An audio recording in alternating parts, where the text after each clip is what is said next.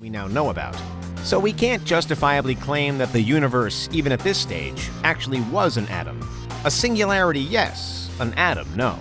Perhaps we get closest to understanding the true scale of reality via string theory, one of the more prominent candidates for a theory of everything that we currently have. There are various models of it, but the general idea is that atoms aren't the spherical objects we tend to draw them as.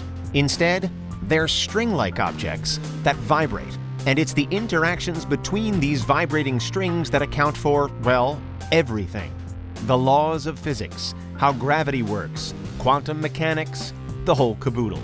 String theory has encountered its fair share of problems, though, one of which being dark energy. The issue is that while normal observable matter, the stuff that string theory attempts to make sense of, makes up only 5% of the universe, a massive 68% of the universe is dark energy. And most string theory models can't explain that.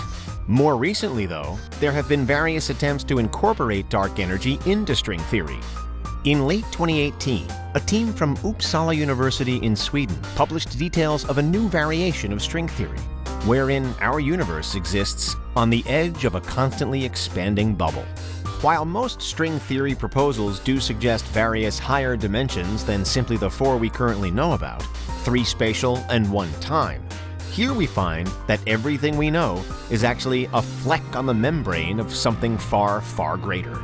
So really, who knows what's happening inside the bubble or away from the bubble's edge, or how many dimensions these unknowns could account for? But the infiltration of dark energy into our universe from the wider bubble universe could, at least according to the theory, finally make sense. Irrespective of what it means for dark energy, though, it's another version of reality which potentially pits us as an infinitesimally tiny part of something much, much bigger.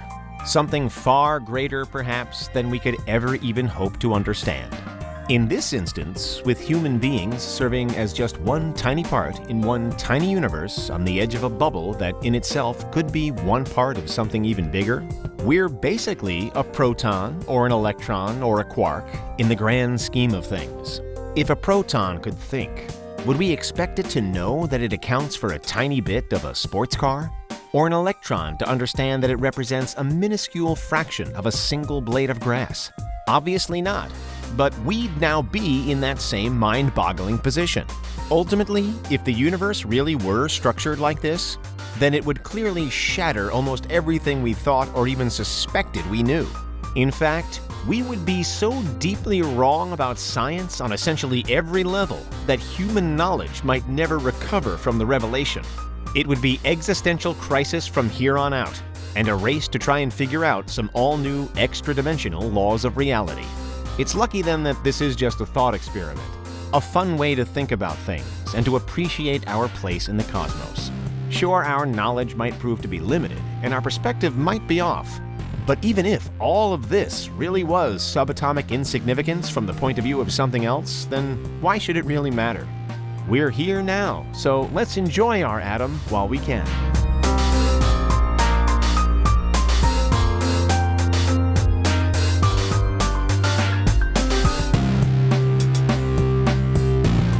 So that's the scale of the universe covered, and the hypothetical scaling down of it so that literally everything exists within a mere atom